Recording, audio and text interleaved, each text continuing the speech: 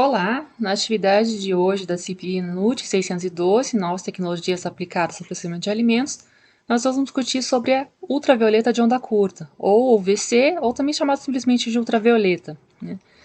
Como eu comentei em uma atividade com vocês, o meu tema de tese foi ultravioleta aplicada em ovos. Então, para a apresentação de hoje, eu vou trazer uma parte de uma apresentação geral sobre conceitos de ultravioleta, aplicações, vantagens e desvantagens, e depois a aplicação propriamente dita vai ser sobre a aplicação em ovos, que a partir daí a gente consegue extrapolar para todos os demais produtos, ok? Primeiramente, ultravioleta. O que é ultravioleta? Ultravioleta é uma radiação, né? É uma radiação que ela compõe o espectro eletromagnético e ela está localizada aqui, ó, entre os raios X e a luz visível, tá? Ela possui comprimento de onda entre 100 e 400 nanômetros.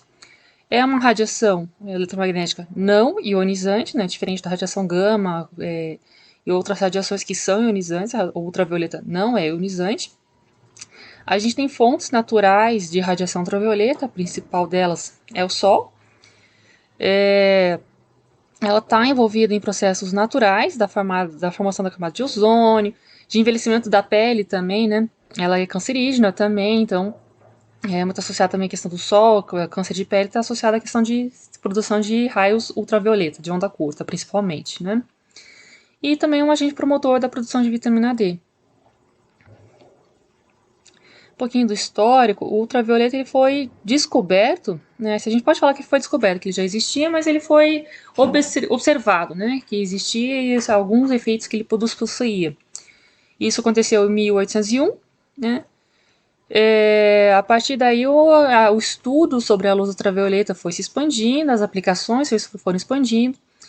Primeiramente foi para a questão da parte de medicina, o uso em tratamentos de fotossensibilidade, principalmente por questões de pele, questões relacionadas também à produção de vitamina D, e depois foi sendo usado implementando na parte de alimentos, primeiro com a pesquisa de superfícies, e agora o que a gente tem em estudos mais atuais são a questão de trazer esse potencial dessa luz ultravioleta para o produto em si, para o alimento em si, né?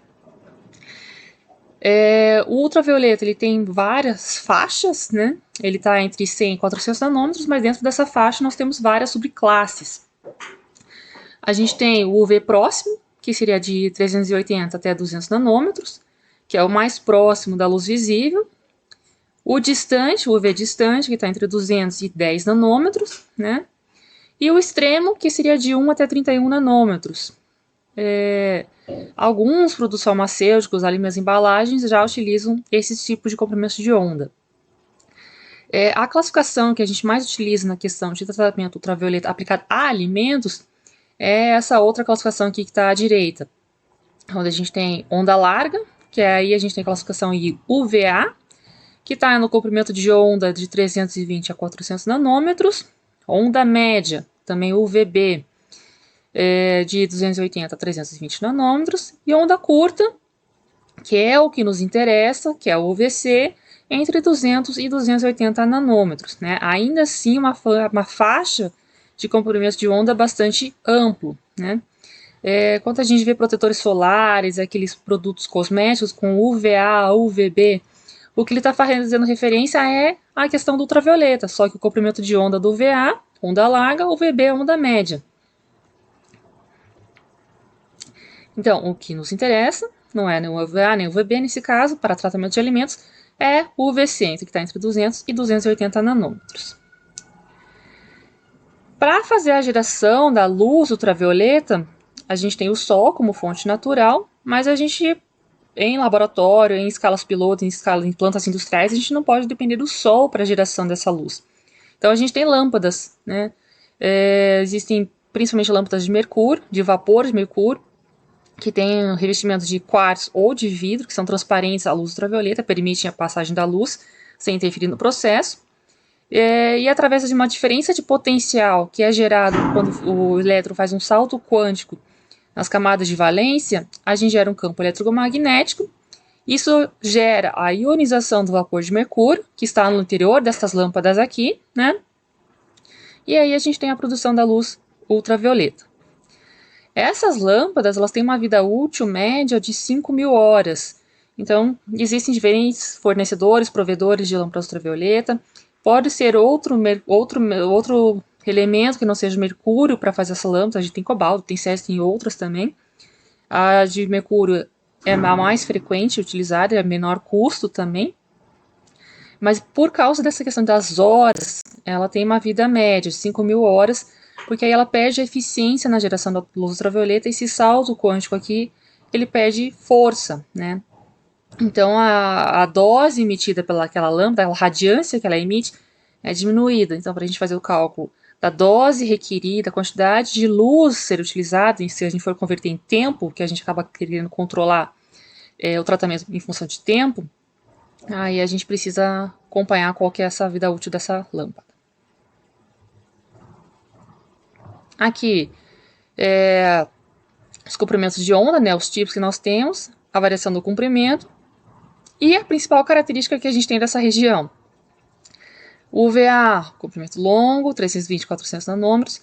O que ela causa? Alterações da pele humana, que pode ser bronzeado, mas também pode ser um câncer, né? O UVB é onda média, causa queimadura de pele, câncer também. O UVC é onda curta, é a faixa onde está a faixa germicida. Por isso que quando a gente fala do ultravioleta aplicado em alimentos, a gente fala do ultravioleta de onda curta, porque é onde está a questão da ação contra micro-organismos. E o VV, aí já são ondas menores, que é onde a gente atua quando tem vácuo, né? Dentro dessa faixa do espectro eletromagnético, a gente ainda tem uma faixa bastante ampla no UVC, de 200 a 280 nanômetros. E é só um ponto específico dentro desse espectro que tem o potencial gemicida, que é o comprimento de onda especificamente de 254 nanômetros. É nesse comprimento que a gente tem a máxima ação gemicida, que é letal para bactérias, para vírus, para fungos, para protozoas, algas, leveduras, para o grande leque de micro-organismos que nós temos, né?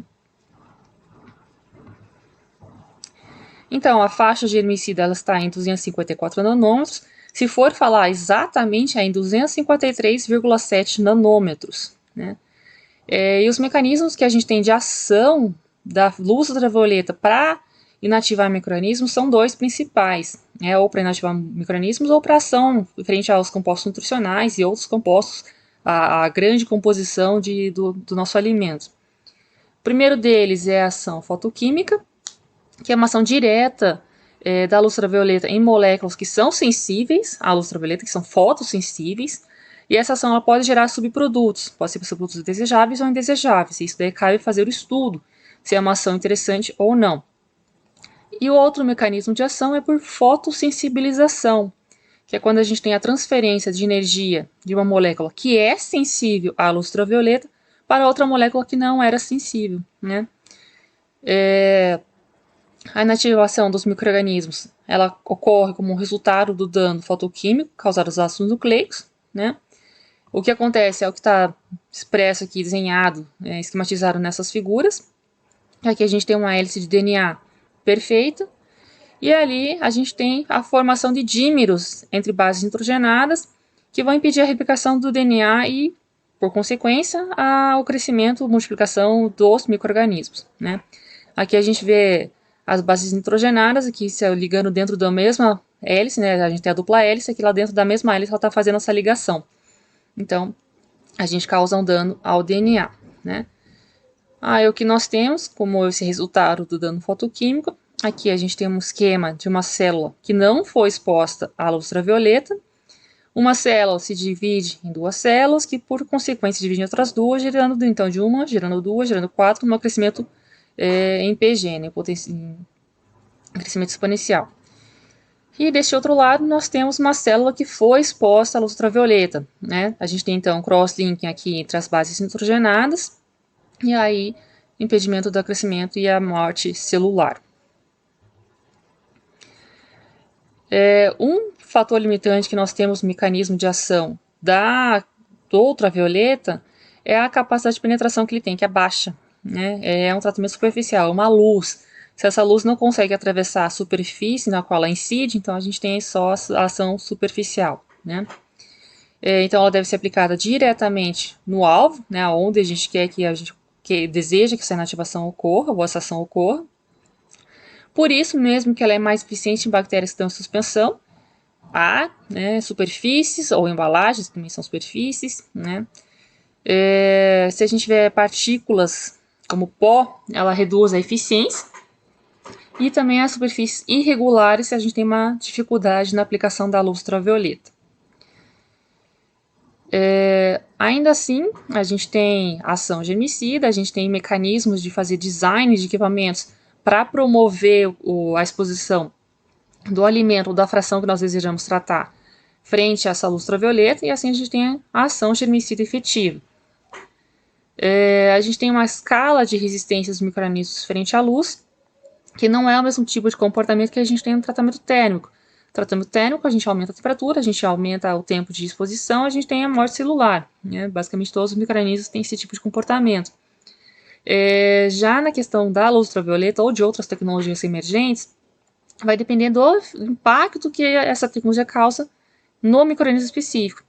No caso da luz ultravioleta e das grandes grupamentos de micro-organismos, nós temos que as bactérias vegetativas elas são menos resistentes à luz ultravioleta. As leveduras resistem mais que as bactérias, mas ainda assim são pouco resistentes.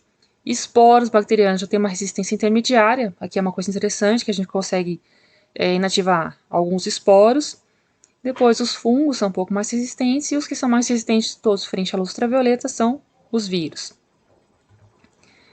E aqui algumas doses requeridas para a gente inativar alguns micro-organismos, né? Por exemplo, Escherichia coli, a gente precisa de 3 joules por centímetro quadrado. A unidade de medida da dose de ultravioleta é em joule por centímetro quadrado, né? Então, no Escherichia coli, a gente precisa ter 3 joules.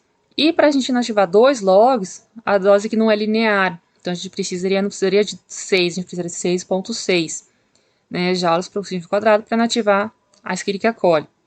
E isso vai depender de cada micro-organismo.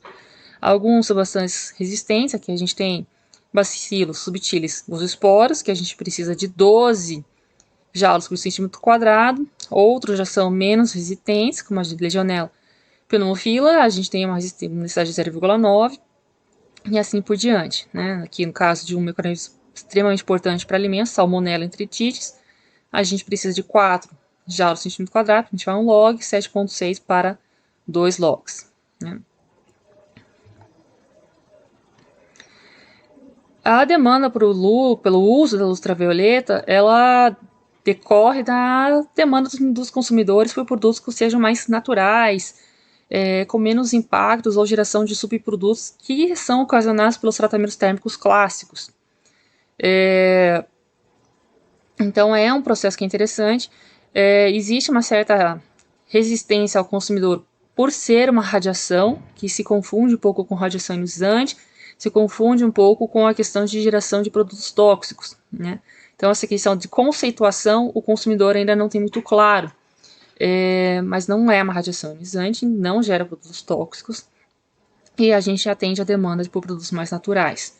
Algumas aplicações que já existem na questão do uso de ultravioleta são na parte de embalagens, né? Até o fluxo laminar que a gente utiliza nos laboratórios de microbiologia, a gente tem uma luz ultravioleta de onda curta, que a gente esteriliza a superfície da câmara, para depois a gente poder fazer as nossas análises. Então, a superfície é higienizada, é sanitizada com álcool, que a gente sempre passa, mas pela luz ultravioleta, né? Depois a gente tem também uso em água e sucos, que inclusive para esses usos de água e sucos a gente já tem a aprovação da FDA, né, Food and Drug Administration, então já são tratamentos autorizados. Depende muito da geometria do equipamento, a dose necessária, mas já existe essa aprovação, essa autorização para uso.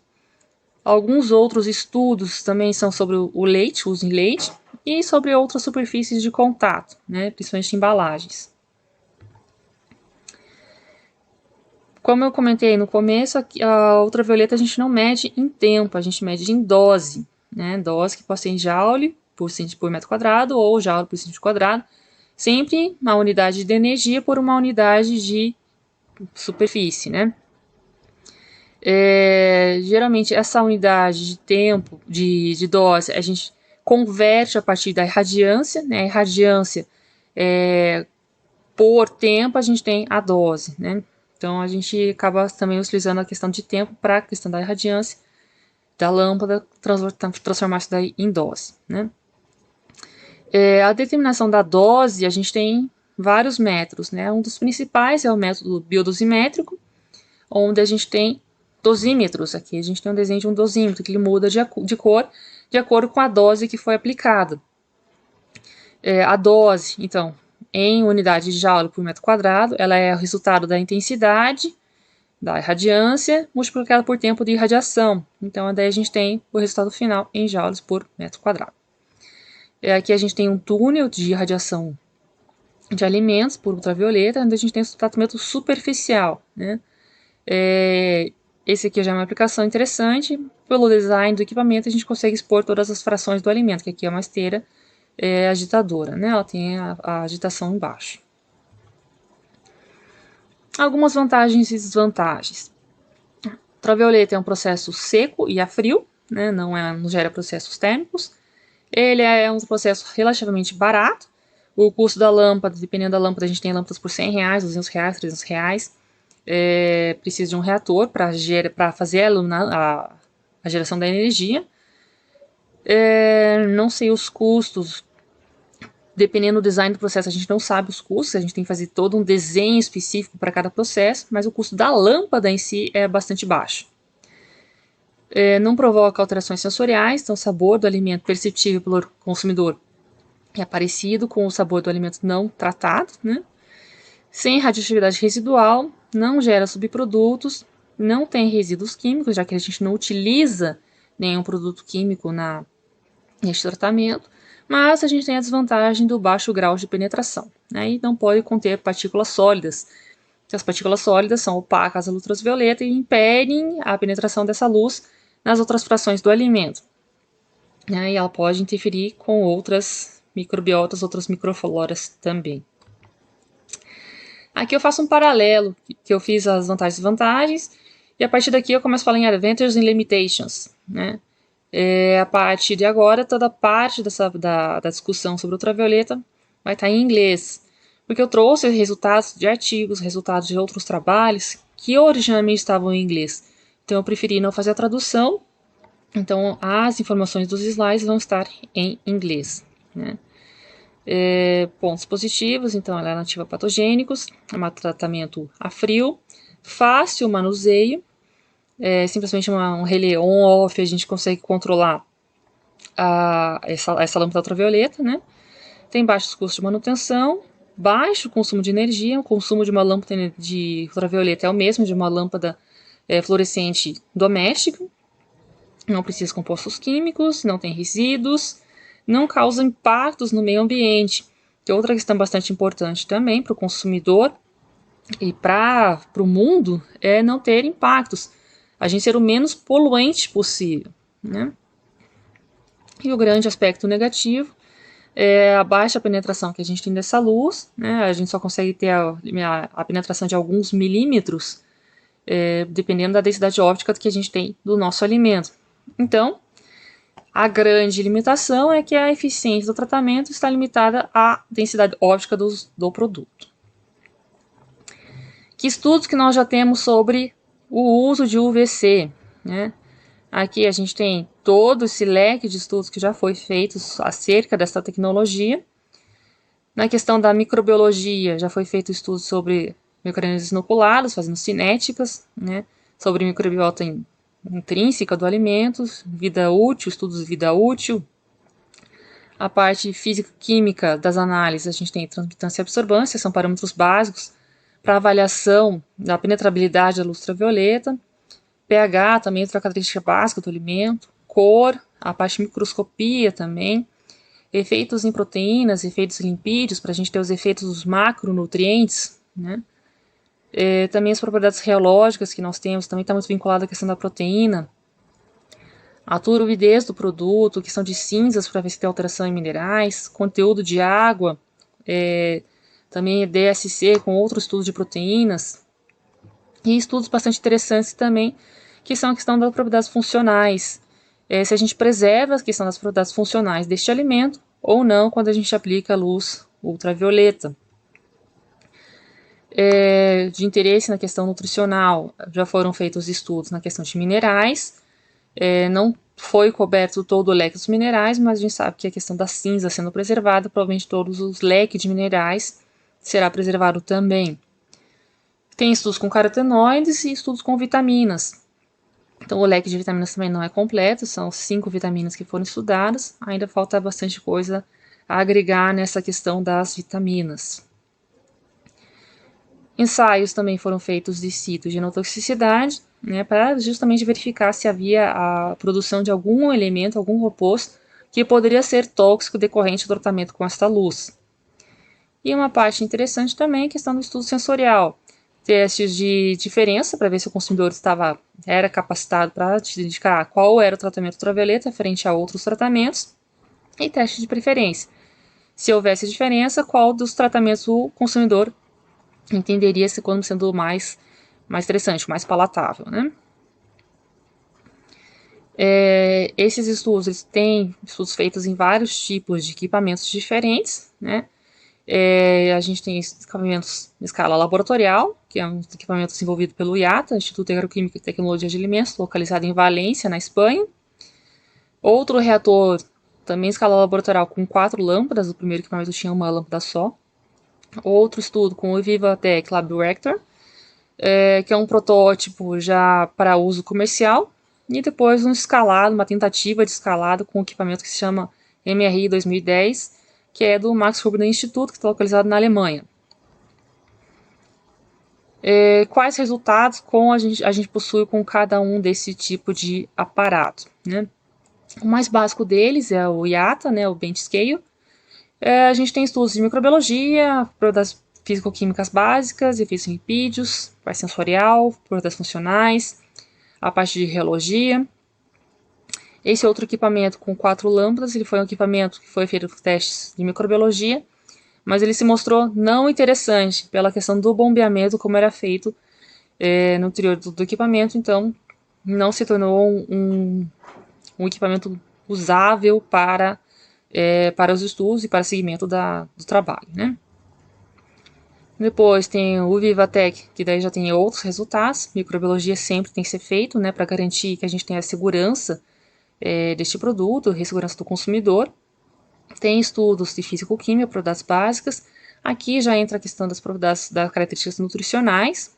Interessante ser feito nesse equipamento, que é já um equipamento mais próximo de um uso industrial. Efeitos em lipídios, propriedades funcionais. Também a parte da toxicologia foi feita neste equipamento.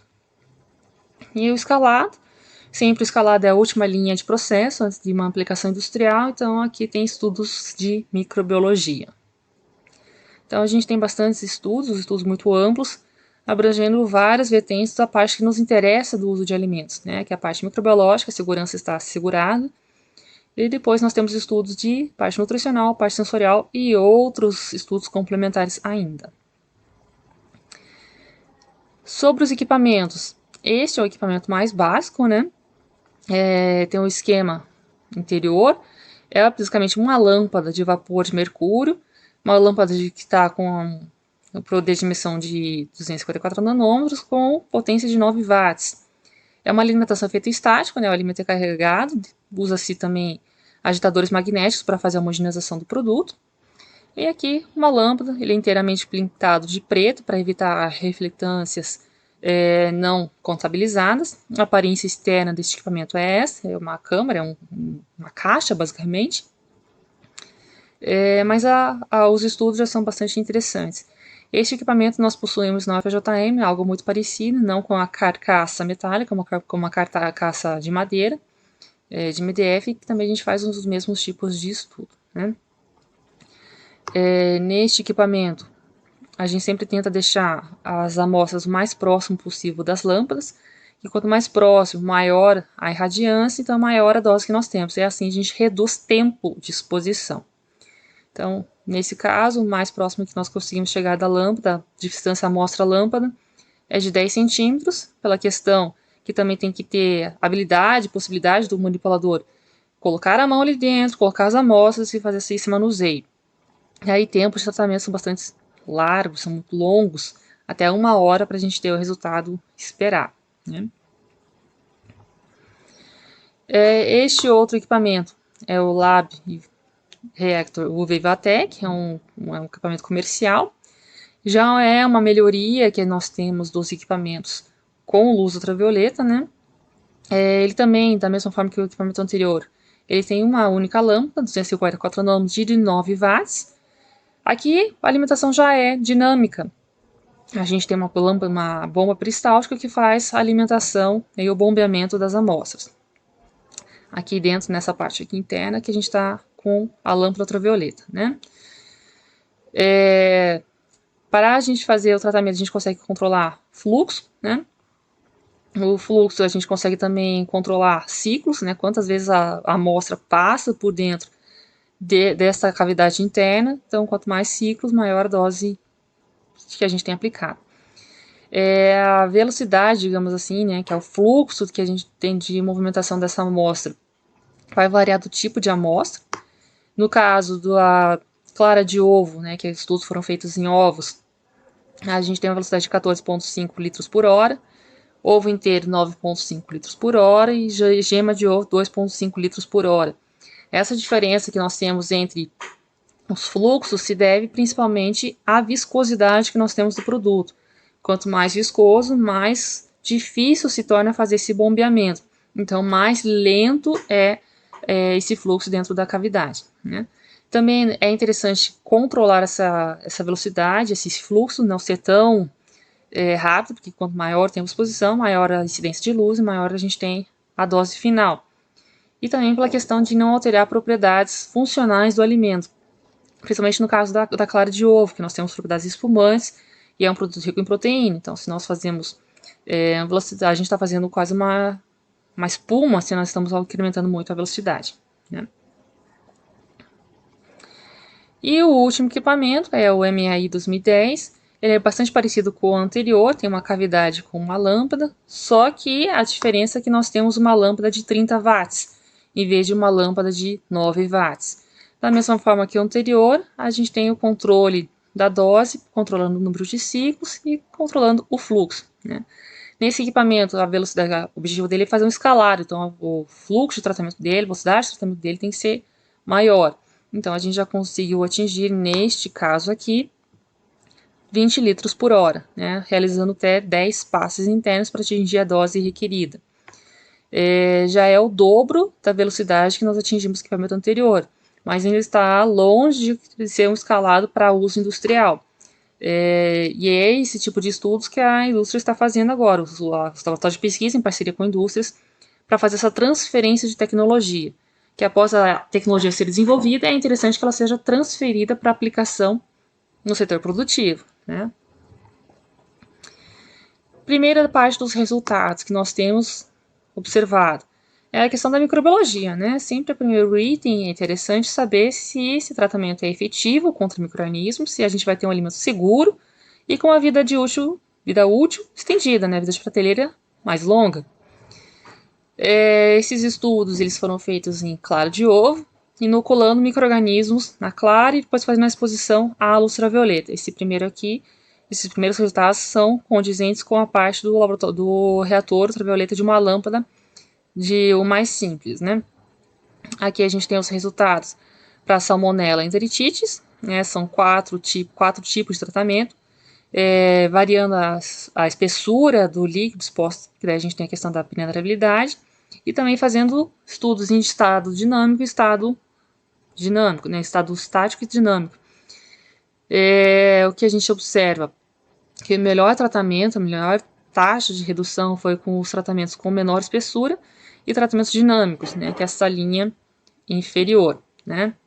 E esse estudo aqui foi feito para a salmonella enteritis, então a dose aproximada para inativação de 5 logs, né, equivalente a uma pasteurização comercial, e aqui está em torno de 1,5 ou 1 alguma coisa joules por centímetro quadrado.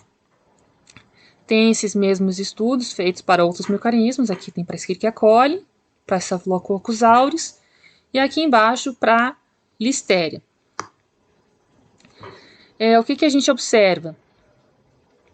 Só corrigir essa parte aqui. Pronto. O que a gente observa? A gente observa que, dependendo do tipo de micro-organismo, nós precisamos de doses diferentes para atingir a mesma inativação, né? De 5 logs. A gente observa que aqui na Listeria inócua, parece ser um micro-organismo mais resistente, a gente precisa de quase 4 joules por centímetro quadrado para obter a mesma inativação. Então, se a gente fizer uma comparação entre os micro-organismos, a gente observa que a Salmonella enteritis é onde a gente teve a menor dose requerida, ela é mais suscetível ao tratamento ultravioleta, seguido da Escherichia coli, Staphylococcus aureus, e o micro-organismo que é menos suscetível à luz ultravioleta é a Listeria. Se nós fizermos esse mesmo tipo de estudo de microbiologia, de inativação, mas utilizando o mesmo micro-organismo e variando o tipo de produto, que aí seria a variação da densidade óptica que nós temos do produto sendo exposto à luz ultravioleta, a gente tem aqui no caso da clara de ovo, do ovo inteiro e da gema de ovo, né? Aqui, para fazer a mesma inativação de 5 logs, nós observamos facilmente que a clara de ovo é o que precisa de uma dose mais baixa, e aqui a gema de ovo é que precisa de uma dose mais alta, né? A densidade óptica da clara de ovo é de 130,1, que é bastante mais baixo do que o ovo inteiro, que é de 337, que é bastante mais baixo do que a da gema de ovo, que é de 620. Então, os resultados, eles se justificam pela densidade óptica, né? O quanto menor a densidade óptica, mais fácil é atingir a penetrabilidade da luz nesse alimento e conseguir a inativação que nós desejamos. Com os mesmos estudos de microbiologia, mas mudando o equipamento, a gente faz um pequeno escalado, a gente tem um tratamento em contínuo, uma agitação que é feita de maneira contínua. Então, o que a gente observa? Fazendo os mesmos paralelos, os mesmos estudos, com a Escherichia coli, Listeria inócua e Salmonella, com a clara de ovo, o gema de ovo e o ovo inteiro, a gente observa que ainda assim nós temos uma interferência da densidade óptica, né? A clara de ovo precisa de uma dose menor e a gema de ovo uma dose maior. Mas a gente já vê que o comportamento dos 3 mecanismos é bastante mais parecido, similar, né? Quase uma curva se sobrepõe à outra. E isso se deve pela geração de vórtices dentro desse equipamento, que faz com que todas as frações deste alimento sejam expostas à luz. Então a gente tem uma melhor homogeneização, uma exposição de todas as frações do equipamento do alimento à luz, e assim, tendo essa exposição, a gente consegue melhorar a questão da inativação. Né? Então, mas ainda assim, a gente depende da densidade óptica. Né? Sobre os parâmetros sensoriais, né? O primeiro deles é a questão da cor. Aqui a gente tem as imagens de clara de ovo inteiro e da gema, e o que acontece se a gente não tem nenhum tratamento, várias doses sendo aplicadas em estado estático ou dinâmico, e uma amostra pasteurizada termicamente para a gente poder fazer a comparação. O que a gente observa? Que aparentemente a olho nu não existe qualquer diferença da coloração das amostras quando comparadas com amostras natural, e que a amostra pasteurizada sim tem uma coloração bastante mais escura, né? E isso acontece tanto para a clara, quanto para a ovo inteira, quanto para a gema. No caso da gema, nessas últimas amostras com a dose mais elevada, já parece ter uma alteração de cor visível. Se nós formos fazer um estudo instrumental da diferença total de cor pelo ΔE, aí a gente já observa que sim, realmente a gente tem uma pequena diferença, né? Mas é insignificante a diferença de cor produzida pela ultravioleta se a gente comparar com a pasteurização térmica. Então a gente já tem uma vantagem da melhor manutenção dos atributos sensoriais deste alimento, né? Instrumentalmente, nós temos aqui que a iluminação, o L, a gente tem esse parâmetro que ele tem a tendência de reduzir, né? Então a tonalidade da amostra tem uma tendência a reduzir. O índice A, ele tem uma tendência a ir para o vermelho. O índice B tem uma tendência a ir para a questão da parte mais azul, né? Quer dizer, mais amarela. Então, aqui ele tem uma tendência de, para fazer essa composição, a gente tem a tendência de ir mais para o A, de ir mais para o B, então a gente tem uma tendência a desenvolver a coloração laranja, né? E como L reduz, então a gente tem um laranja escuro aqui, né? Sobre efeitos em lipídios. Primeiro estudo sobre oxidação lipídica, obviamente foi feito só na gema de ovo e no ovo inteiro, já que a clara é um produto isento de lipídios. E também foi feito o estudo de colesterol. Na questão da oxidação lipídica, a gente observa que existe uma oxidação que é condizente com o aumento da dose sendo aplicada. Quanto maior a dose, maior a oxidação. Com os resultados comparando com a pasteurização térmica, a gente observa que as doses mais baixas não têm diferença estatística, né? Então, elas seriam comparáveis à pasteurização térmica, os efeitos que elas possuem. Mas se a gente precisar de doses mais elevadas, aí sim a oxidação já é significativa, né, pelo método T-Bares. Já na questão do colesterol, a gente tem resultados que são bastante intrigantes. Que aqui a gente tem a quantidade de colesterol em miligramas por 100 gramas da porção comestível. E a gente observa uma quantidade, arredondando, né, 400 miligramas no ovo inteiro. E com o tratamento com ultravioleta, a gente tem uma redução de até 42% na quantidade de colesterol, né? E essa redução a gente não observa na pasteurização térmica. Então, uma forma, talvez, de produzir alimentos que são mais seguros, não seguros, mas que são mais saudáveis, porque possuem menos colesterol, seria fazer um tratamento térmico, né?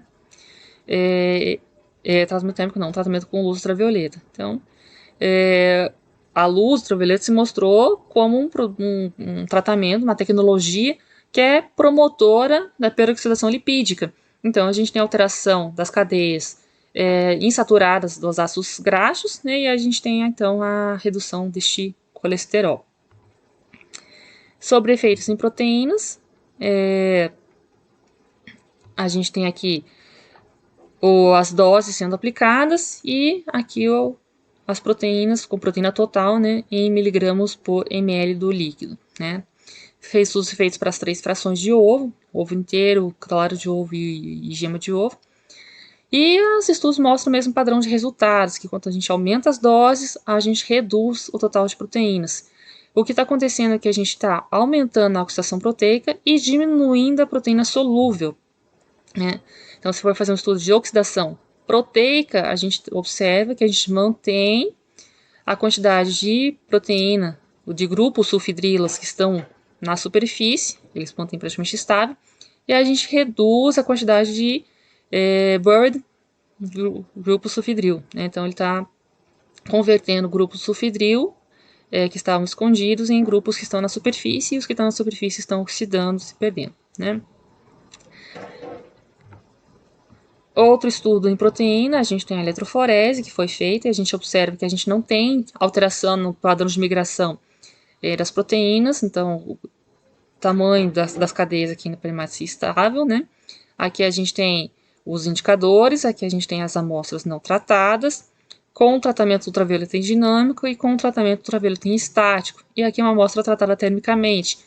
Pelos padrões da eletroforese, a gente observa que não tem alteração desses padrões nas amostras tratadas com ultravioleta. Já no tratamento térmico, essa mudança é bastante expressiva, né, bastante significativa. Isso acontece tanto nas amostras da clara, como do ovo inteiro, como da gema. Se a gente faz um DSC, então a gente tem as amostras também, da mesma forma.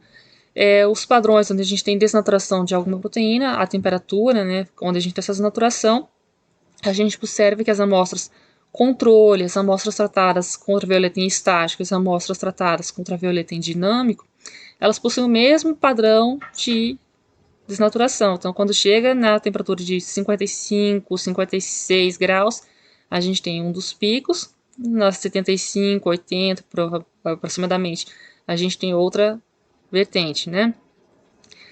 Já nas amostras pasteurizadas, esta primeira desdobramento, primeira pico, a gente já perdeu, né? Então a gente tem uma desnaturação das proteínas no caso da pasteurização térmica, né? Quanto à questão das propriedades funcionais, né? A gente tem Os alimentos têm atributos funcionais, têm poder de atribuir cor, de ser utilizados como coadjuvantes de tecnologia, por serem atuarem na questão de emulsificação, na questão de fazer espuma. E o ovo, no caso, ele é um produto que tem propriedades funcionais bastante importantes, principalmente questão de parte espumante, a questão da parte emulsionante, né, fazer emulsões. Então, primeira questão das propriedades funcionais, estudo da parte espumante. É um estudo que é feito em proveta, então a gente faz o batimento, vê qual que é a formação de espumas em volume e vê qual que é a manutenção do tempo de manutenção dessa espuma durante o decorrer do tempo, né? O que a gente observa? Que a capacidade de formar espuma, ela é parecida entre as amostras tratadas com ultravioleta das amostras não tratadas. Já da amostra pasteurizada termicamente, a gente tem uma outra amostra controle, a gente vê que a capacidade espumante dela é reduzida. E a estabilidade dessa espuma formada, a gente observa que a espuma formada com o tratamento ultravioleta, ela é mais estável em termos do tempo, né? Então ela demora mais para reduzir aqueles glóbulos de ar que estão no interior da molécula, e aí a gente consegue manter essa espuma estável por mais tempo. Isso acontece na clara de ovo, na gema de ovo e no ovo inteiro, né? Mesmo a gema tendo potencial mais lipídico, ela ainda assim tem uma propriedade espumante, pequena, mas tem. E o mesmo padrão de resultados foi observado nas 3 frações. E aqui uma aparência que a gente tem das moléculas de ar que foram incorporados dentro do ovo quando foi feita a espuma. Aqui é para a clara de ovo e aqui para a gema de ovo, né? As amostras não tratadas, tratadas com ultravioleta e tratadas com outra câmara ultravioleta, né? São os 2 tratamentos ultravioleta aqui embaixo. No caso da clara de ovo, a gente observa que a gente tem glóbulos de espuma, né, de ar um pouco menores dentro dos tratamentos que são com ultravioleta. Já na gema de ovo, o padrão é um pouquinho diferente. A gente vê que tem muito mais ar incorporado. A gente consegue incorporar mais ar do que nas amostras não tratadas. Outra propriedade tecnológica interessante do ovo é a questão das propriedades emulsionantes, então que também tem que ser verificado se elas são mantidas intactas ou não, né? Aqui é o índice de emulsão, né? Quanto que a gente tem desse índice. A gente observa que não tem alteração em função do tempo. A gente tem que as amostras pasteurizadas não tem alteração se a gente comparar as amostras tratadas com ultravioleta com as amostras não tratadas, né? E a amostra pasteurizada ela já tem um comportamento bastante diferente das amostras naturais, né, não tratadas. Isso para as 3 frações também, né?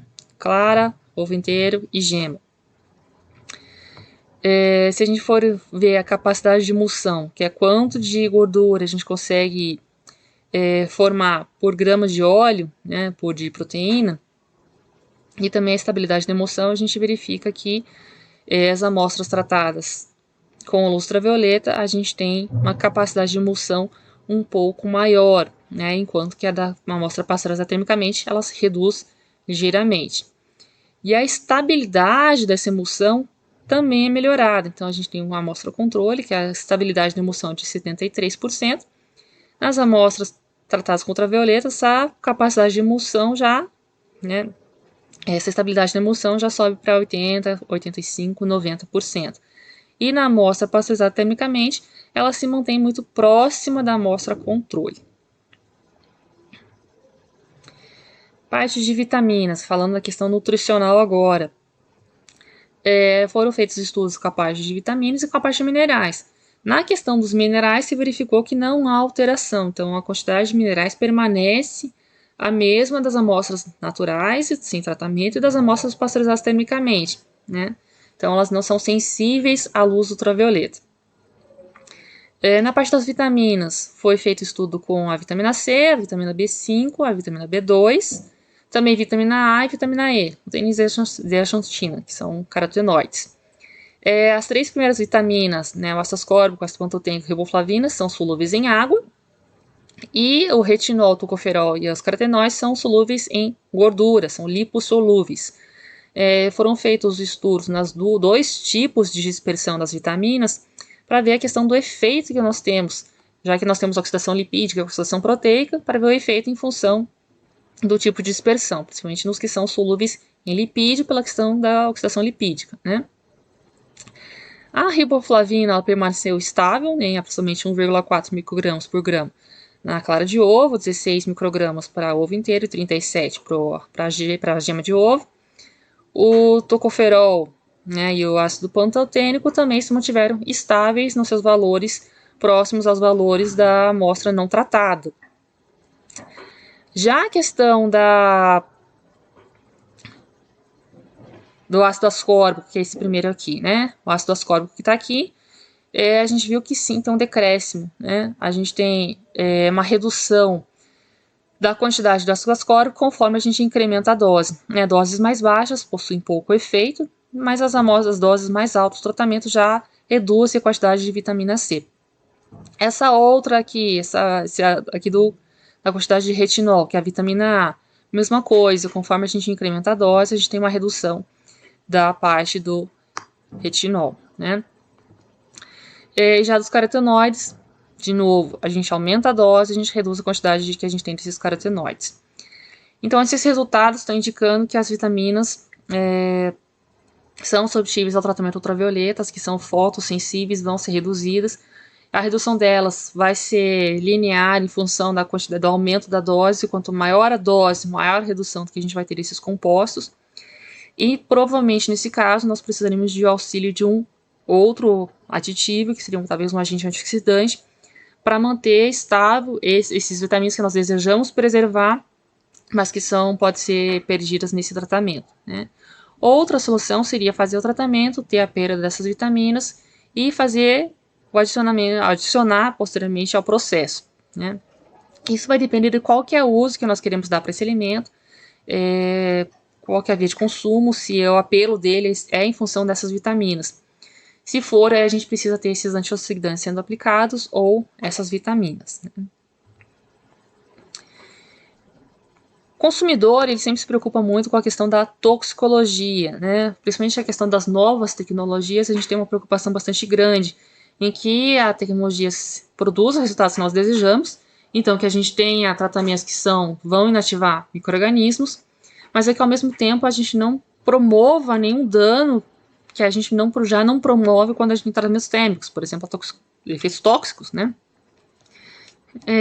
Os estudos na toxicologia, nos estudos de toxicidade, que a gente tem com esses resultados, eles foram feitos nas células do câncer humano, que são as células CACO2, né? Tem dois tipos de estudos que foram feitos. O primeiro é de citotoxicidade na viabilidade das células, pelo teste da caseína, né? Aqui a gente tem os resultados, as amostras controle, né, que é o meio de cultura M, então a gente tem 100% da viabilidade sendo preservada. Quando a gente elimina quase completamente a viabilidade das células, isso aqui é feito em metanol, né? E aqui qual que é o efeito do produto em si. Sempre nesse tipo de teste a gente faz os estudos diluindo a amostra em 2,5%, 5%, 10% e 20%, são as diluições padrão, pode ter outras. E aí a gente observa em função da diluição que quanto maior a quantidade da amostra, maior o efeito tóxico que ela apresenta. Então a questão não é o efeito do tratamento, mas é a questão do efeito do alimento sendo fornecido, que ele em si já possui um efeito citotóxico, né? Não estou dizendo que ele tem um efeito citotóxico, ele é tóxico o alimento, né? Mas ele já induz alterações na célula, né? Então, esse efeito aqui que a gente observa não é em função da tratamento térmico, da tratamento ultravioleta, mas sim em função do próprio alimento sendo inoculado com as células. Se a gente observa uma única dose e o efeito nas células, aí sim a gente consegue, uma única concentração na célula, a gente consegue ver que a gente tem um leve efeito de aumento da toxicidade conforme a gente vai aumentando a dose. Só que é um efeito que não é expressivo, já que a gente tem um efeito da pasteurização que ele tem um efeito maior, né? Então, o resultado que a gente conclui dessa questão da citotoxicidade é que não há formação de compostos tóxicos, não há efeito citotóxico desencadeado pelo tratamento ultravioleta. Um segundo teste é o teste da genotoxicidade, que é feito pelos ensaios Cometa, né, como Assay.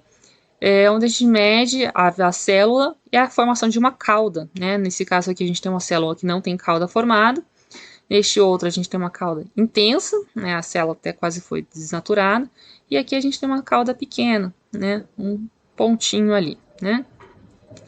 E o que a gente observa no caso dos tratamentos com ultravioleta? A gente tem aqui amostras controle, a gente tem o controle negativo, que é onde a gente tem a formação da cauda, né? E aqui os nossos tratamentos com ultravioleta, para clara, para gema de ovo e para o ovo inteiro. Amostras controle, sem qualquer tratamento. Amostras tratadas com ultravioleta e amostras pasteurizadas termicamente, que a gente também utiliza como um segundo controle. E a gente observa que em todas as amostras são coerentes, são compatíveis com a amostra controle sem apenas da célula. Ou seja, não existe nenhum tipo de efeito genotóxico desencadeado pelo tratamento, nem pasteurização térmica, nem tratamento ultravioleta. Então, o tratamento ultravioleta ele é seguro nesse ponto, nessa questão, né? O último atributo interessante a gente observar sempre é a questão sensorial.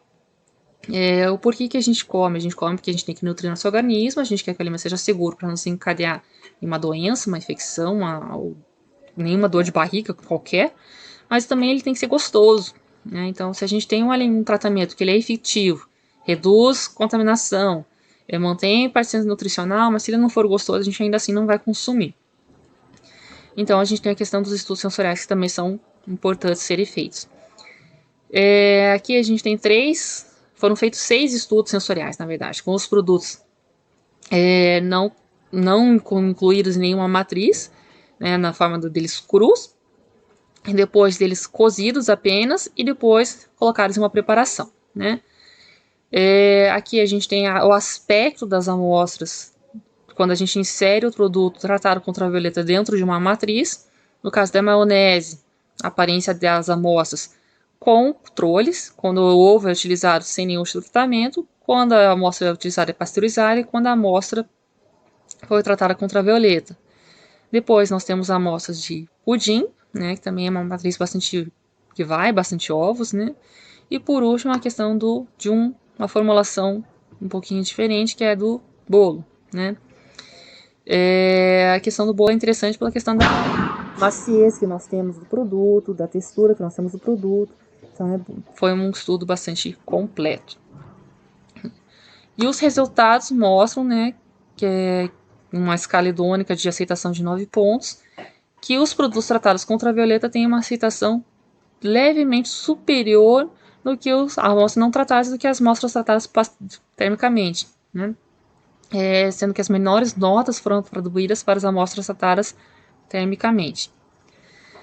Se a gente fizer sabor residual e diferença total de qualidade de sabor, aparência e qualidade total, a gente observa que as amostras tratadas com ultravioleta têm notas muito próximas das amostras não tratadas, né? Então a gente não tem uma diferença sendo perceptível pelo consumidor, embora pela escala hedônica a gente consiga ver qual que é a tendência deste consumidor.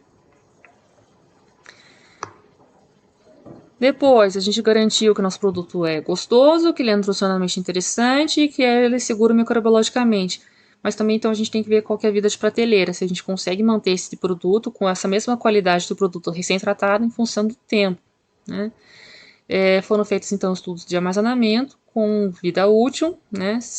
Foi feito um estudo de 56 dias para contagem dos micro-organismos. Os micro-organismos utilizados como padrão foram os que estão estabelecidos em legislação, para ovos nesse caso. A gente observa que durante os 56 dias de armazenamento a gente não atinge a contagem máxima estabelecida em legislação, apenas na gema de ovo, que após 42 dias, que já é uma vida útil bastante mais ampla do que a amostra pasteurizada termicamente, que a gente atinge alguma alteração ali expressiva. E também foi feito estudos de grupo sulfidrila, para ver se a gente tem oxidação proteica em função do tempo, oxidação lipídica em função do tempo, pH e viscosidade. A gente observa que em função da passagem do tempo, a gente tem alterações em todos esses grupamentos, né? Mas que são alterações que são condizentes com o avanço da vida útil, né? conforme a vida útil do ovo vai passando, ele tem um decréscimo da viscosidade, um decréscimo do pH também, e uma leve oxidação lipídica, mas tudo isso é condizente, coerente com o avanço da vida útil, ainda não refletindo em perda de qualidade. Depois, a gente produziu uma tecnologia, a gente estudou uma tecnologia em laboratório, a gente viu que os resultados são bastante interessantes, são promissores. A gente fez um estudo num protótipo um pouco melhorado, com um incremento de produção, né, um equipamento já comercial. Mas a gente tem que transferir essa tecnologia. Para fazer essa transferência, a gente tem que fazer escalados. Né? O primeiro escalado foi feito neste equipamento, o MRI, que eu já havia escrito anteriormente, para tratamento de Escherichia coli, Listeria e Salmonella. E a gente observa que sim, a gente consegue ter a redução destes micro-organismos neste equipamento. Então, que a gente consegue, com este design do equipamento, ter uma inativação que é satisfatória. Né? Para a gente poder ter um escalado para transferência de tecnologia, a gente ainda precisaria fazer um outro design de equipamento, um novo protótipo, para conseguir ter uma produção maior. Né? As conclusões que a gente chega até aqui com relação à tecnologia, que é a parte da microbiologia. A gente atinge níveis satisfatórios na ativação, a gente incrementa a vida útil do produto, mas que a inativação que a gente obtém, ela é dependente da dose que nós aplicamos. Então, dependendo qual inativação nós requeremos, a gente escolhe uma dose adequada. Sobre a questão nutricional, que a gente consegue preservar uma forma até um pouco melhor que a questão do tratamento térmico, os compostos nutricionais, mas que ainda assim a gente afeta compostos que sejam fotossensíveis. Atributos sensoriais, a gente não tem diferenças no sabor, aroma, textura, aparência geral. A gente tem um incremento, uma melhoria nas propriedades funcionais. Não tem nenhum impacto quando esses produtos que são matéria-prima são utilizados na formulação de uma outra matriz alimentar. E que a gente consegue fazer um escalado, mas que ainda a gente precisa de outros estudos para poder fazer esse escalado real. Né? Alguns outros estudos que nós temos com relação ao uso de luz ultravioleta, né, alguns outros produtos que já são objetos de estudo, a gente tem com suco de maçã, resultados bastante promissores, várias publicações já foram feitas. Leite, inclusive, são estudos que nós temos na UFJM. O resultado mostra que a gente tem um padrão bastante parecido com o tratamento dos ovos, tanto questão sensorial, nutricional. Leite de soja, outro estudo da UFJM também. Morangos, a gente tem tratamentos de superfície para inativação de fungos e morangos, a gente consegue estender a vida útil deles, do morango fruta in natura. Estudos já com alimentos sólidos, com alta densidade ótica, dificuldade de penetração da luz. Tem com carne moída bovina, né? Um estudo que foi iniciado na FJM, principalmente também é interessante ver a questão da oxidação lipídica. Peitos de frango, e aqui a gente também tem um estudo recente com a parte de sushi, alimentos elaborados preparados, que tem um dos compostos de origem que é não cozido, né? Estudos na literatura, a gente tem uma imensidão deles, né? Os mais interessantes são os que fazem estudos envolvendo micro e algum parâmetro de qualidade, né? Principalmente questão de mineral, vitamina, o processo funcional, né? A gente tem estudos feitos com morangos, que não só esses que eu já comentei, mas com outros autores, principalmente autores brasileiros, está tendo bastante impacto nessa questão dessas pesquisas com ultravioleta que não sejam em alimentos de baixa densidade ótica. Pêssegos também, algum estudo já foi feito, maçãs, pomelos, tangerinas, foi um dos primeiros estudos com a parte de alimentos sólidos, alimentos com alta densidade ótica, tomates também. Um estudo interessante, outro foi a manutenção da firmeza em frutos de amora e pimentões, em função do tempo. Não foi um estudo com foco microbiológico, mas foi um estudo que teve essa observação de textura. Parecido com isso, a gente tem o retardo da senescência, né, declaração da clorofila. Então, também é interessante a aplicação de vegetais. Controle de parte fúngica em frutas e hortaliças de uma forma geral, né, sem estudar especificamente nenhum composto. Foi estudos feitos aqui in vitro. Então, vários estudos sendo feitos. Artigos, a gente tem avaliação da eficiência da radiação ultravioleta na estilização de embalagens plásticas. Aqui já é falando de superfícies, né, aplicação em superfícies. É um dos primeiros estudos, existem muitos estudos nesse sentido. Outros ainda precisam ser feitos com outros micro-organismos ou outro tipo de superfície. As embalagens, tem embalagens plásticas, mas a gente tem várias embalagens plásticas. A gente tem PET, a gente tem PVC, a gente tem uma infinidade. Cada uma dessas superfícies vai ter um efeito diferente, então não são todas que estão cobertas, né? Estudos que a gente tem também comparando tecnologias, principalmente comparando as radiações, né? A radiação ionizante com a não ionizante, no caso, radiação gama e ultravioleta. Na redução de micro-organismos em carne suína, bastante interessante, um estudo que foi feito em Pelotas. Foi feita uma contaminação superficial e depois deixado esses bifes suínos em exposição por 15 minutos à luz ultravioleta. E obteve uma redução de 2 ciclos logarítmicos, né? Esse estudo foi feito para fazer simulação de cuidados higiênicos sanitários, né? Se a gente não tiver cuidado, a gente vai ter uma contaminação maior e a gente vai ter uma vida útil menor. Então, se a gente deixar essa carne suína em exposição para prevenir a falta de cuidados higiênicos sanitários, deixar a exposição com a luz ultravioleta, a gente consegue reduzir essa contaminação. Vários estudos, são inúmeros estudos que nós temos. Tem avaliação também microbiológica de Staphylococcus aureus em queijo menos frescal, também tratado por ultravioleta, mais um estudo super interessante. E aplicações que nós temos de equipamentos, além daqueles protótipos feitos por institutos de pesquisa, a gente tem esse sistema purificador de água, que ele usa ultravioleta, já é um equipamento comercial. Esse outro bastante parecido também usa filtragem, purificação por desificação com raios ultravioleta e retenção de partículas. Então são bastante complementares, né? Mas já usam a luz ultravioleta para um uso comercial, que é um dos usos que está aprovado pelo FDA, que é o uso para água e sucos, né? Então aqui a gente já tem esse sistema para a água. E só como curiosidade do uso da luz ultravioleta, a gente tem que ela teve esse fato, que a polícia usou tinta invisível para identificar ladrões de carro. Eles faziam a aspersão, assim, a pessoa percebia, achava que eram só os guichos de água, e quando era feita essa exposição à luz ultravioleta, a gente observava que tinha essa fluorescência, né, esse brilho esverdeado. Então aí a gente conseguiu identificar quem era o causador do problema, né? Era isso que eu queria comentar sobre a ultravioleta de onda curta. A gente tem estudos muito abrangentes, já vão vendo vários efeitos da luz na parte sensorial, na parte nutricional, na parte de qualidade, nos macros, nos micronutrientes, na questão microbiológica, mas ainda assim a gente tem estudos que necessitam ser feitos. Ali nos micro-organismos, por exemplo, inoculares, nós temos 4 grandes grupos que foram estudados, mas o leque de micro-organismos que nós precisamos estudar é muito maior. Questão de propriedades funcionais, foi feito capacidade espumante e emulsionante, mas a gente tem outras questões de parte de incremento tecnológico, de uso de tecnologias, que a gente precisa observar se nós não vamos causar nenhum efeito se a gente utilizar a luz ultravioleta.